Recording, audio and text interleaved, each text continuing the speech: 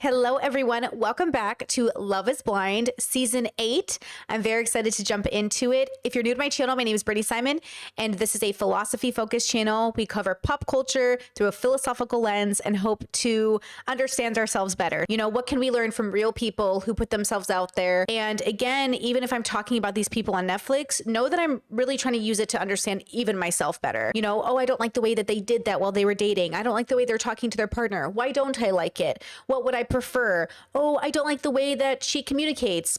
What is it I don't like about it? And since I'm autistic and many of my audience are neurodivergent, I think for a lot of us, we're really trying to examine the scripts. What are these scripts at play? Okay, with that said, let's go ahead and get started. Hello. Very strict editing rules, so I'm not sure what I'll include in the edit, but they've introduced everybody. It's a big show this season, lots of cast members, and everybody looks good as usual. And this joke about Costco just makes me think about how much I miss Costco now that I live in Europe. I'm just like, ugh, I miss Costco. We really just miss the food court. Let's be real. So they're in Minneapolis, Minneapolis.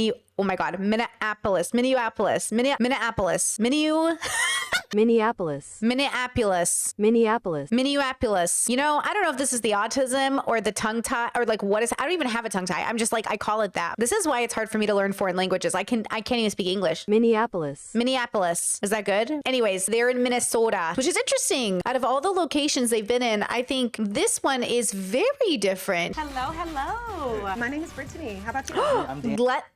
Let's go, girl. She spelled it, well, the captions spell it just like I spell it. So twins. We're like the same age. Brittany, 35, 34. I love her. She's my favorite. It's important for girls sometimes to have a guy that's taller than them. I'm 5'8". If it matters to them to have a guy that's, 6 feet, they're just probably not for me. If I can fall in love with you based on who you are, we can live a long and happy life together because in 50 years, the physical piece goes away anyways. Waited 31 years to find my man, Daniel, so let's not waste another minute. He might be sitting right across from you right I now. hope so. I don't know. Are you down on a knee? Wait, hold on. I am now. A bit dramatic for me already with this introduction. Him, Daniel, I wrote down Short King, being into the fact that I think he said 5'8", which, is considered, it's funny, I'm 5'1", so everyone's taller to me. 5'8's like a perfectly decent height. For some people, it's short. I have some taller girlfriends who are 5'7", 5'8", so dating a guy the same height can be weird, but that's such a heterosexual construct that's been pushed on people as if to say a man needs to be taller to be a protector and a woman needs to be smaller to be the protected.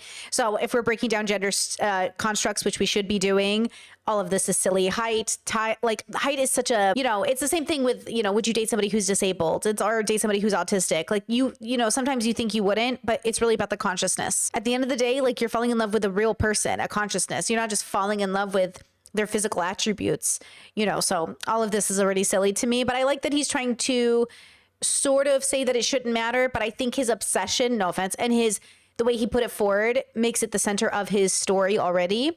So I kind of feel like it's not the same. Like if you've deconstructed gender, or deconstructed like the need to like be tall or short, maybe it shouldn't come up in every conversation. But also I know they have to be like characters for the show. So I guess this is his character now, the Short King. Maybe it's charming, maybe it's not. Who knows? Lots of Short King get it though, What do you need from a woman in a relationship? I want a family someday, and so I really enjoyed chatting with you. I did too, Daniel. You're the only girl that I've been on a knee for right now. So. Excited is literally the only word. Elated, even. Oh my God, obsessed. I am tired of dating. I'm tired of the first dates. I'm just ready to find someone that's also ready to be done with it all. What do you do? I'm a dentist. Okay, let me write that down. I am a nurse. Write it down, Brad. Yes. I work in GI. If you ever need a colonoscopy, I am your girl. I will say it'd be pretty cool to marry a nurse or a doctor or just somebody with like a hairstylist, a beautician. There's so many skilled jobs out there. I always joke because my parents have 10 kids. I'm like, we all should have had very specific jobs that could have all been, someone could have been the accountant and somebody could have been the doctor and somebody could have been, no, I ended up a YouTuber. It's not very helpful, I'm here to find that one person that sees me as their little lucky charm. What's your name? Devin, how about you? Devin, I am Brittany. I can get a little bit of buckets on the basketball court. Devin, I got some bad news. I think I will dog you. Oh no, you're a hooper? I played and coached Division I college basketball. Oh, sports. Okay, she and I might have the same name, but we are not twins. I am not coordinated. I do not do sports. I'm too gay for sports. But, well, that's not saying much since the women's basketball team full of lesbians, which we love. Now, okay, I already got Taylor, Daniel, Brittany, Brad, and Devin.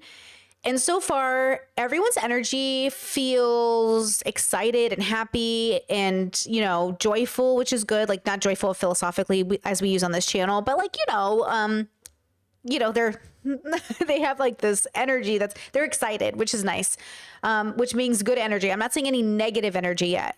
So, because sometimes I can't remember the season, but we had a season where there was a Debbie Downer. And so I'm waiting to see if we have any Debbie Downers. Hopefully not. It'd be interesting, but I also wonder if location changes these things. Since this is Minnesota, I wonder if it's going to change the vibe. Have you ever dated someone older than you? When I was 24, I dated a 34 and 28. So, you know, all relationship dynamics could work. 34, 28. 28, okay, once they reach 30, I don't care about age gap relationships. You know, 28's pretty young, but 34 is not too much older. It's 6 years. So, you know, it's close enough. I'm going to be honest, like close enough, right?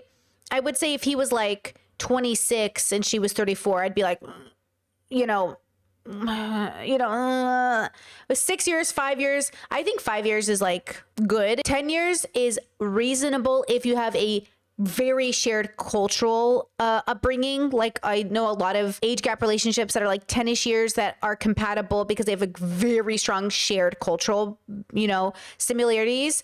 But generally, I wouldn't recommend like a 10-year age gap, like a 20-year-old and a 30-year-old. Like, let that 20-year-old live their life, let them grow up, right? And I question the maturity of the 30-year-old dating a 20-year-old. I do. Like, it just sounds really weird because I know, maybe this is my brain, but I'm 35 now.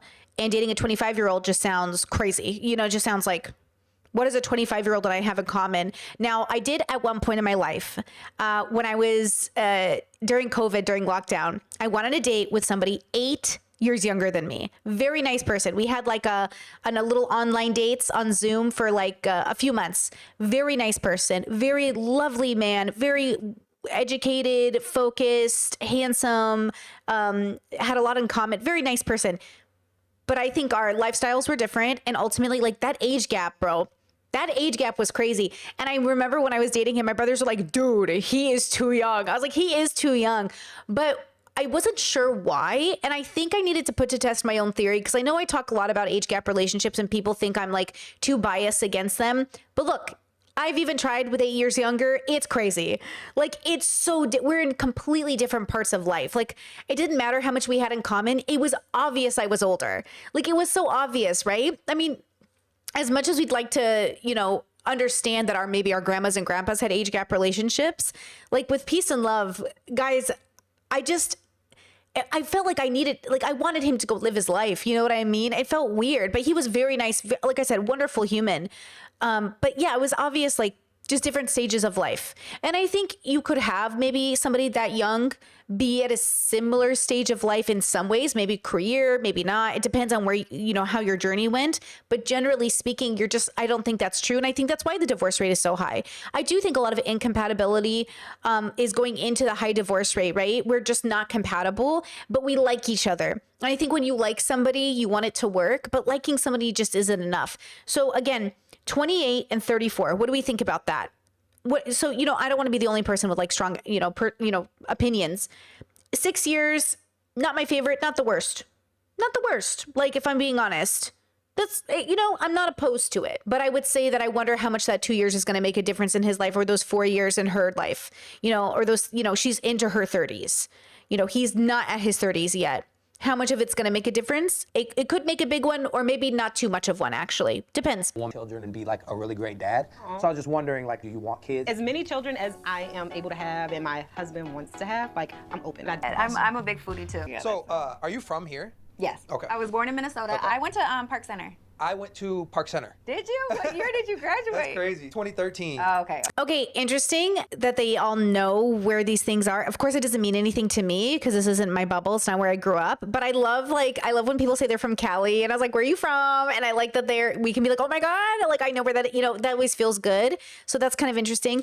Also, he said he graduated in 2013. She said, "Oh, a while after me," which she's 33, he's 28. So it sounds like quite a difference, but that's a much better, even closer of an age gap, which is better, because look at that difference right there. It's like, hey, when did you graduate high school? And again, having a little bit of an age gap, not a big deal. I think universally everyone's pretty comfortable with 5 to 6 years. It's when we start getting that 10 to 15 year age gap that I think all of us should be like, can we talk about this? And then even different stages of life, like, somebody who just graduated high school who's 18 and somebody who's been out of high school for a few years, doesn't even hang out with anybody in high school who's 21, 22. Maybe they won't have as much in common, but maybe they meet at work. So then maybe they start to become friends. I'm open to the nuance, right? We're probably going to talk about age gap relationships a lot this season because it always comes up. I'm really not, if you've seen my content before, trying to say every age gap relationship is bad. There's nothing wrong with an age gap, depending on how old everybody is and where everybody is in their life. Because what we're trying to do is break generational curses, which means we're trying to be aware that our grandmas and grandpas and aunties and uncles who had these weird age gap relationships when we were coming up, they were miserable for a reason. And a lot of it was the fact that some people were basically kids getting married to adults. Let's be so honest here. So for those of us who have stories about our grandmas, aunties, whatever, getting married at 15, 16 to men in their 20s, I think we're all trying to break those generational curses for those of us who fall into that category. So Yeah, I wrote my dissertation on racial bias in healthcare, so I'm trying to like impact the patient experience. love it. Yes, ma'am. We need more of that. Love that. You like basketball? I love basketball. Hey. So it doesn't bother you at all that I'm a little younger than you are? No, not at all, because I'm learning that maturity has nothing to do with age. Maturity has nothing to do with age. Certainly true in many aspects. I think it is less likely that a 21-year-old is going to be as mature, hopefully, as a 30-year-old, but it's possible in a sense. But at the same time, in my own lived experience, I don't find that to be true. In my own personal lived experience, young people are young and old people are older, and generally older people are more mature, generally from my lived experience. But there are so many old people I meet that are immature, like they got frozen in time when they were 18 and never matured past that. But still, that frozen in time immaturity is a representation of how you should be in your youth, not in your elder years. So though young people can be mature for their age, are they mature enough to contend as an equal to somebody who's a decade older?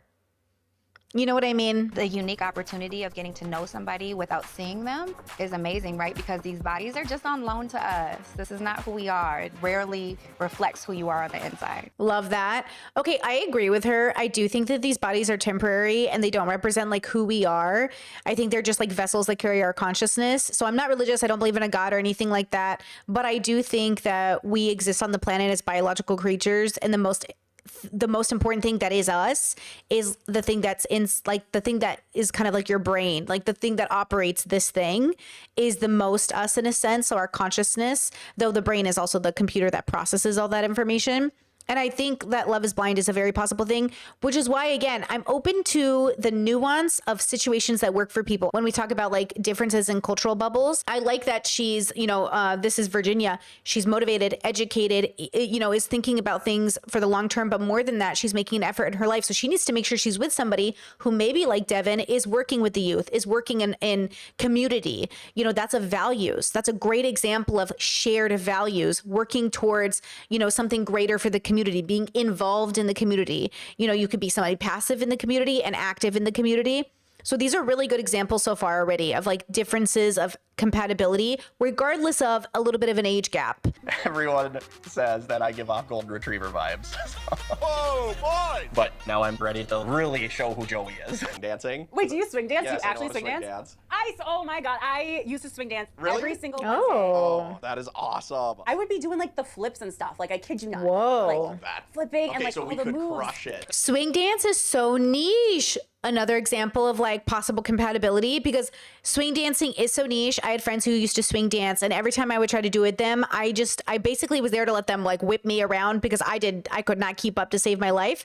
But that is such a niche specific hobby. And so I love that they have that in common. So great example. Again, when we're thinking high compatibility, we're thinking more values, but this is a good example of hobbies in common, which I think is cool. How close are you with your family? Very big extended family. Okay. Very close with all of them. Okay. I'm very close with my dad. Him and I remodel properties together. Very cool. And very close with my mom. I would honestly describe my sisters as probably my best friends. We talk like literally every day. Is a straight up green flag because you know the ins and outs of girl life. I do.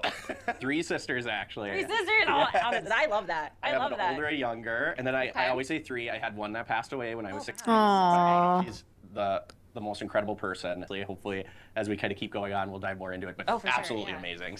That was a really nice way to share something life-changing and like a big deal, but also in a way that says it's private for now, but maybe in the future I'm open to sharing. So it allows them to kind of move the conversation along, but still understand the like what you could be signing up for. I mean, not everybody has a sibling that's passed, so it's kind of significant, right? And so to have that energy, I think that was pretty good. I liked the way he handled that. In college, I was dating this guy. He was like husband material, and he went on spring break with a friend. He's like, "Oh, can you house sit and like watch my cat?" I'm like, "Yeah, of course." Came back and he just was done.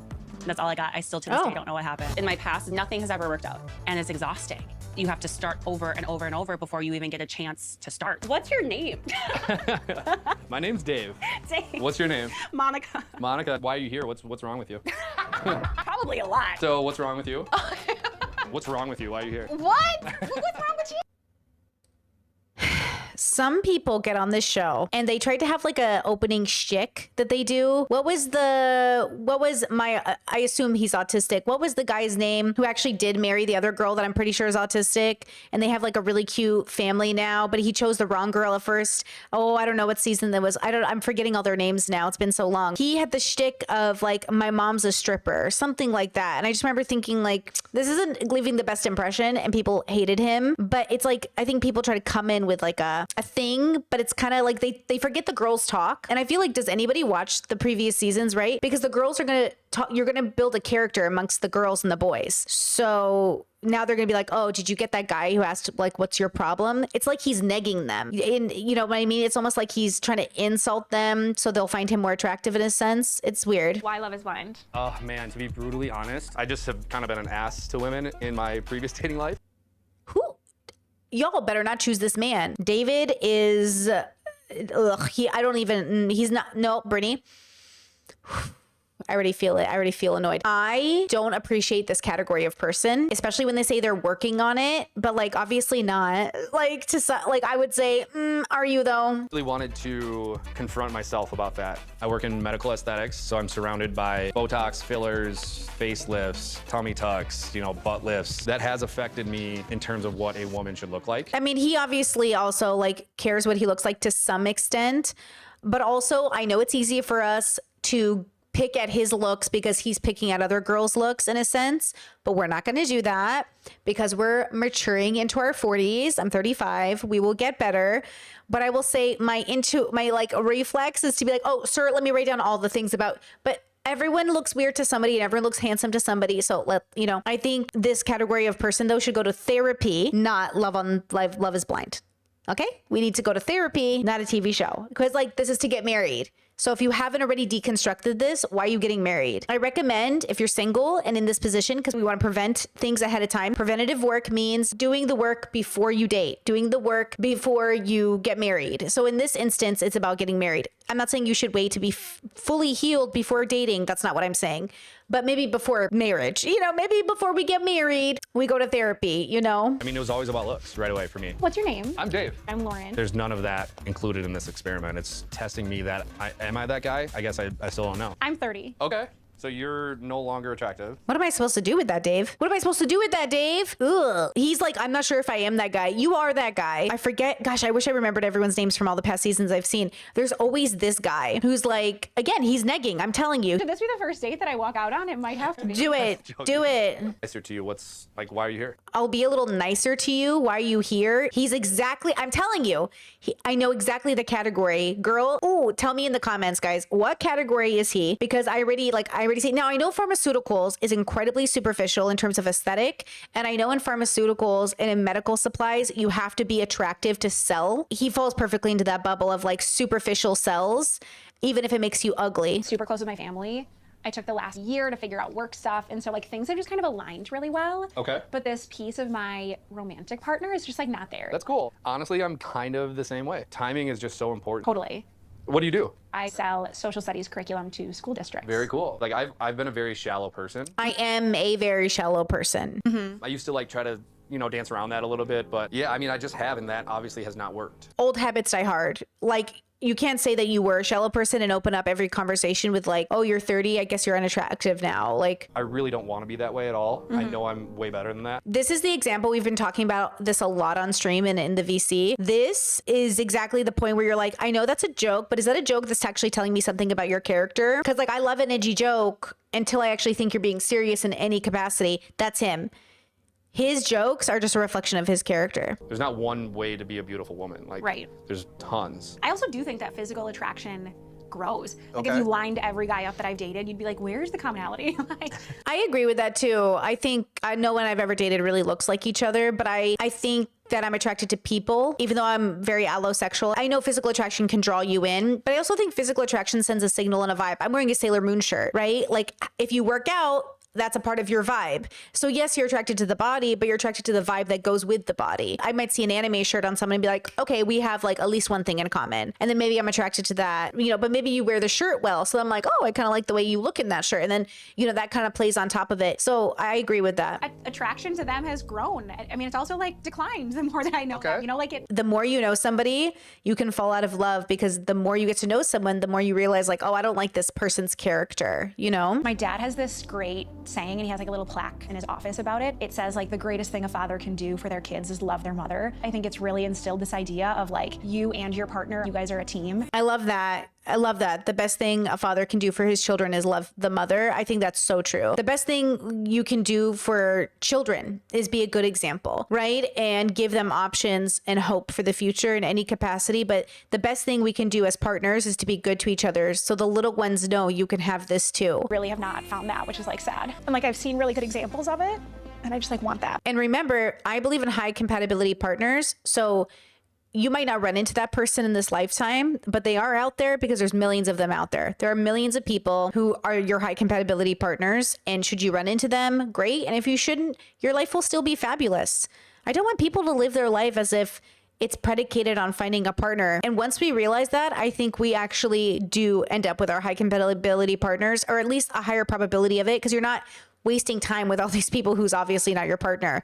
And even earlier with my story about the younger guy that I went on a date with, I think the thing that, you know, I needed, it was a closure of the doubt that I kept hearing from everybody around me, because everybody around me was like, you're too, you know, sensitive about age gap relationships. You're wrong. Age gap relationships work. It doesn't matter if he's 8 years younger, da da da da. And I was like, okay, I will try this because it's Zoom, it's COVID. I don't have to physically meet him. It's safe. It just wasn't for me.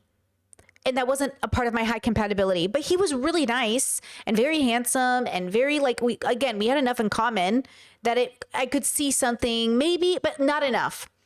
It wasn't enough in common. Our compatibility rating, let's say out of a percentage, my partner, my married partner and I, we were like 80% compatible right off the bat, first date.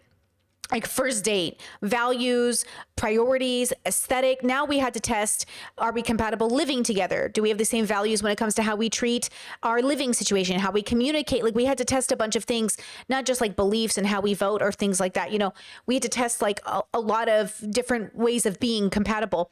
And I would say the younger guy who I tried to go on these dates with, I would say our compatibility rating was probably like a solid 60%, something like that. And that's just not high enough to start off on. I think first dates, you got to start off on an 80%. Now he was really nice. I'm glad I tried it. I'm glad I put to rest that I had already made that decision that age gap relationships wasn't going to work. Now see, I knew age gap relationships didn't work in the other direction because when I was in my 20s, I dated somebody who was 38. I dated people who were like 12 years older than me. And that didn't work. And I was like, man, this is weird. I don't like this older person who's not maturing. And why do you even have anything compatible with me, right? And then I was like, okay, well, let me try it in the other direction. Still didn't work. Having somebody 8 years younger than me wasn't better.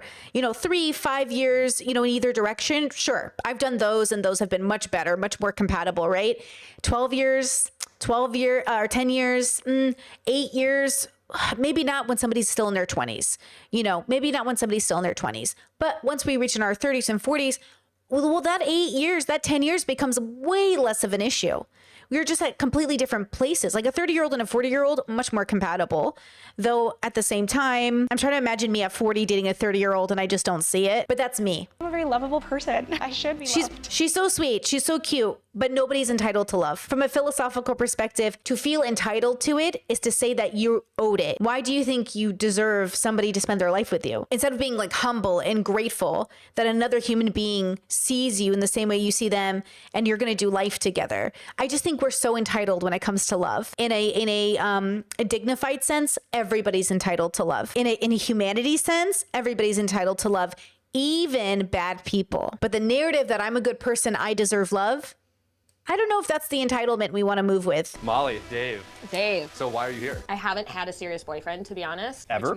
No, not ever. I never have felt the need to have a boyfriend just to have a boyfriend. I mean, that could be easy if I wanted to, I would. Wow. Love her. This category of person, absolutely not. The misogyny is dripping off his $100 suit. Dripping. I absolutely dislike it. Her, I love already. Love that idea. Very serious about relationships vibes. And I love the idea that she's not worried about like having a boyfriend or not having a boyfriend. Because like having a boyfriend has nothing to do with like anything else. Love her. Let's see if it's healthy though. Is it a cope or is it healthy? I had such a typical white dude growing up. Sure. I shouldn't have said white, but yeah. Oh, so much for love being blind. I grew up like born and raised like Catholic. Sure. Went to Catholic school through high school. Oh. Yo, me too. Did you? Wow. I had a great childhood. Okay. And then I guess I can share this because I don't know why, but my mom and dad aren't together because my mom passed away about 6 years ago. Oh, I'm sorry. Thanks. It's one of those things. She was diagnosed stage 4 breast cancer, and she lasted like 10 and a half years. She was just very hard on me about like just doing the right thing, like having integrity. And he says, and I haven't always had that. Interesting. Yeah, there's something here. I wonder if he's gone to therapy for her death. You know, not all cultures, especially American culture, it really fails to examine death. I think Assyrian culture, I'm Assyrian. I think we do a very good job at processing death. Or maybe it's just how my parents raised me, but I don't think so. I've seen how my aunties and uncles and cousins have reacted to death throughout our life. And I think we have one of the healthiest relationships with death. I think that a lot of Americans specifically just don't. I've seen people are really afraid to talk about dying. They're like really afraid of it. And I wasn't raised around people who are afraid of death. We mourn appropriately, but I don't hear a lot of stories in my circles, and maybe I don't know everyone's stories, but I don't hear a lot of stories about people being destroyed over a death, you know, but I've seen a lot of people, and I get this feeling, I get this thought because of the data that I'm being presented that they haven't processed the death. And there is a therapy, like you can go to therapy for death, for mourning. So if you haven't processed the death of your mother, you have to do that because it's going to impact your life, right? That's that trauma. Okay, let's see. You feel like you still struggle with that at all, or? I'm not gonna be perfect. Right. I'm just trying to be very like intentional with like things I say and what I do. I'm so intentional that I insulted a woman for being 30. I'm so intentional that I started off this dating show by insulting people. Yeah. I mean, of course we're human. People ask me like, why now? Why are you ready for marriage now? Yeah. Like 5 years ago, I definitely wasn't. My mom and dad on my phone, I have like some videos of them dancing at weddings and like. Stop, I have the same of my parents. Really? Yeah. I'm not going to be a fan of David, so I'm going to roll my eyes a lot when he's on screen. I've decided. People come up to me and be like, how have you never had a boyfriend? How have you been single? Like, look at you. And I always say like, oh, it's probably my personality.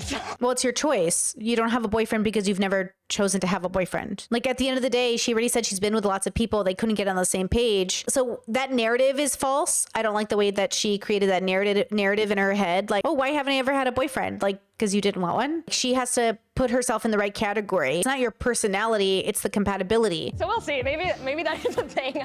She also gives autistic vibes. She could be autistic. She's quirky in a specific way. She almost looks conventional, but she's not conventional. If you really look at her here, she almost looks conventional, but she could also hang out with a lot of autistic girls I know. This could be a high masking autistic girl. If you're new to my channel, we are not diagnosing people. We are simply observing and categorizing people to the best of our ability, but we're also hoping to see ourselves in these people. So I see parts of my autistic traits in her. So maybe she's autistic, but I'm not saying she's autistic. I'm just pointing out like the pattern that I'm seeing. Okay. Hopefully that is about to change. I might meet a husband. He can be my first husband and first boyfriend. that's a neurodivergent queen right there, you know. I liked Dave. I felt like everything, our lives were scary similar. No, autistic girls are always falling for narcissists. You can't save him. He's not the one. Next. Ugh, what a stereotype. I'm just, not that I'm stereotyping either of them as either, you know, I'm not a therapist. But it's just that egotistical, narcissistic attitude, not NPD, Dave has, plus her like quirky, you know, autistic, whatever I'm going to call it. Ugh, girl. When I was younger, I was actually extremely unattractive and nerdy and weird, and people didn't talk to me. I had like this big afro. I had braces. I had really severe acne. I wore this big purple sweater every day because I just felt comfortable in it. Autistic king right there. That's an autistic king right there. Okay, so I'm saying neurodivergent king. I'm calling it. I get it. I, in high school, wore like the same sweater every day for so many days in a row because it was my comfort sweater that people started to ask if I showered. I did, but because I kept coming to school in like the same clothes every day. They weren't sure, but it was just it was like a comfort sweater. I remember telling a girl that I had a crush on her in high school, and she laughed in my face. Oh, that's rough. And I went and ate lunch in the bathroom. One of the skills that I recommend people think about gaining is actually knowing who to ask out. Because if you just ask out anybody, that doesn't make sense. Like sometimes people ask me out, I'm like, why would we be compatible? We don't have anything in common. You can't just ask people out to ask them out. You got to ask the right people out, you know? Like I don't ever ask anybody out with a sports jersey on. I don't watch sports. We're not going to have anything in common. And no, I've already tried doing that. It doesn't work. We don't have enough in common. I'm telling you right now, people who love sports, I'm your worst enemy. I am never going to be that girl. You know what I'm saying? So I think sometimes we ask the wrong people out and then we feel rejected when really the rejection was a saving grace. Like this isn't your person, you know? Who's this? This is Alex. Hi, who is this? Hey, it's Madison. Madison! Oh my gosh, I'm so excited to talk to you right now. I grew up in Indiana, like literally surrounded by cornfields. I was never meant for that cookie cutter, marry your high school sweetheart type of life. In college, I'd be like in 18 credits, working like 3 jobs. And then in the summer, I moved to Paris. And then while I was in Paris, I actually met this couple who taught English at a school in Jordan. And they were like, Whoa. You should totally come. And so then the next summer, I went and lived in the Middle East. What? Shout out to Jordan. What? No way. And yeah, every morning I would go learn Arabic. I'd come back, like eat lunch, take a nap, do my homework, whatever. That is one of the coolest things I've ever heard. Do you like to travel? I really love seeing different ways of life, and Yeah. so that is one of my favorite things. Great question to ask because it can be a total deal breaker. My partner and I, not much of travelers. We're not travelers. I know I live in Europe now, but I'm not much of a traveler. I always dreamt that I would be, but I'm actually not. I'm more of a homebody. This is a great question to ask, actually, because she actually went out and did it. Lots of people say they're travelers, but they never do it. Like she did it. And that's what I kind of look at is like, I have friends that are like my travel friends. They actually do literally travel every year versus like, if I didn't travel for 10 years, I wouldn't think about it that much, which is so like my parents. My parents are very similar. Seen a lot of the States, but they haven't left America since they immigrated there.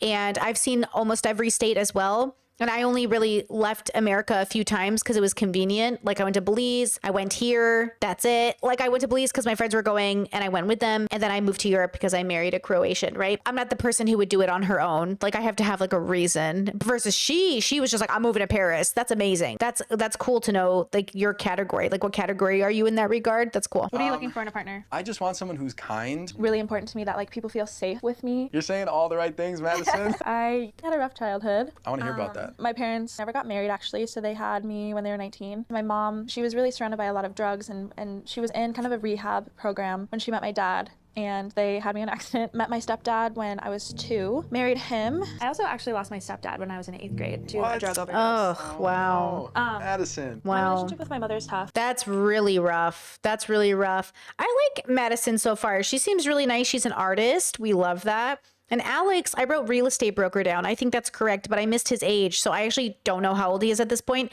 It's hard for me to keep track as they go by the screen. I don't know. So I don't know how old he is at this point, but I like their energy together, funny enough. I also think I just like them individually so far. They're being very nice to each other. I'm looking for kindness. I'm looking for compassion. I'm looking for wholesome, you know? I still talk to her when I can. Sometimes it gets to be a bit much for me. I'm open, but with boundaries. That's very important, right? Because that must be a really hard relationship, right? Because I've just had to be like a parent to her my whole life, but I really love her. I have a lot of compassion for her. And I think there's a lot of like generational curses that... Oh, all the words I love to hear. Parentified when she was young. That's really difficult to have a relationship with a parent. parent that expects you to, take care of things and open, but with boundaries. I love to hear it. And generational curses, we want to end them. Love that. But I have to remember, like, the cards that she was dealt, she didn't break all the generational curses, but she probably broke some. Ugh. No, I always say it's really hard to break a generational curse, but even 10% towards a generational curse break, we love to see it.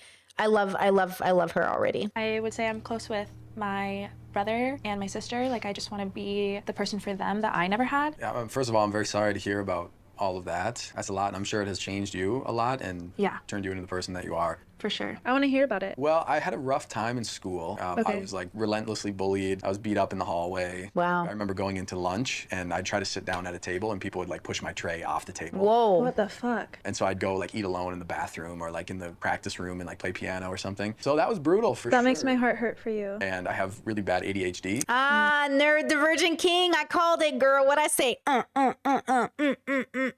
Okay, so Nerd the Virgin King. We knew it, girl. And so I failed high school basically. Family's about like school and academia and so they were really disappointed in me. And so I got kicked out of the house. Ugh. I am so frustrated with this administration, not to bring politics into this conversation, but we do it on this channel, girl. The way RFK Jr. is talking about how medication for children with ADHD is hurting them when it's literally going to save lives is so frustrating. It's so frustrating, especially watching my ADHD siblings and even myself, who I think is undiagnosed. ADHD meds would have been so helpful. School was so hard. And so it just would have been so much better. My heart goes out for him. My heart breaks for him. Oh. And I had to just figure it out on my own, basically. Wow. And so it was really hard. But I think looking back, I wouldn't change any of it. But when I'm in a room now, I can sense like who isn't being included, and I really I want to include them, and it makes me happy to include them. That's a Nerd Divergent King right there. That's what we'd like to hear. That's what we're trying to be inclusive and thoughtful by noticing people and their needs and their patterns. And then when it's reasonable, because you don't want to do too much emotional labor for people in general, but you want to do the appropriate amount. So, okay. Interesting too, how much of, there is a level of an amount of emotional labor that goes into all forms of dating. So it's interesting to see. But yeah, no, it was brutal. I was also bullied. Not as bad. But I mean, I don't know if it's different for like, girls and guys. Like before I got braces and stuff, like just called the worst names. Yeah. Just was not very cool like in high school, which is why I kind of gravitated a lot more towards. I wonder if she was neurodivergent, but I wasn't sure, just because like her energy. I mean, butterfly tattoos, something about butterfly tattoos always makes me think neurodivergent, which I know might sound really silly to people. It's just a pattern I've noticed. I'm not saying it's academic, okay? I'm just saying it's a pattern I've noticed. I love butterflies, for the record. So maybe, but who knows? Art, and academic. And she's an artist. And artists, I mean, I always feel like you got to have some neurodivergent energy there. But I also think a lot more people are neurodivergent than we think they are, because we teach people to mask. We teach people to be ashamed of it. And so they don't go get diagnosed. I mean, I'm late diagnosed autistic. I never would have thought to go get myself diagnosed, but so much of my life now makes so much more sense with this diagnosis. So I'm just saying maybe. I love that though. I like a little nerd, Yeah. Like, that's great. After school, had a glow up, and now not only am I cool, funny, and smart, but I'm an artist. Oh my gosh. I'm a painter. Madison, you're killing me. That's awesome. Yeah. I love the confidence. Which I'm sure you feel the same way. Yes, I do. The irony, right, is that you want to say like, well, screw you, you're the worst, but we've learned to be kind, so I can't do that, It's hard to hold it against them, even though you want to. It's okay. I'll hold it against them for you. Oh, no, Madison, no. I really appreciate this conversation. I think it's really nice. So you can be the nice person, and if I ever see them, just let me know, and I'll just No. trip them or something. You can beat them up for me. Yeah. With you, I feel confident. I'm excited to keep talking to you. I really like you, and I think you're awesome. Thanks. The feeling is very mutual.